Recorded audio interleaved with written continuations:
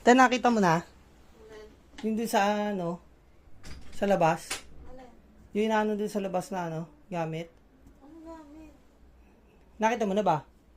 Lumabas ka na ba? Hindi pa. Yung gamit na dun sa labas yung sa Anong gamit nga? yung gamit dun na yun nga na gamit doon?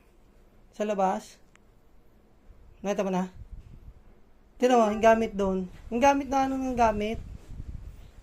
Dala-dala yung gamit doon na dala-dala doon. Dala-dala nila ba? Silipin mo. Hindi na yun sa labas eh. Sa labas yung gamit. Ano yun? Ano yung sinapot?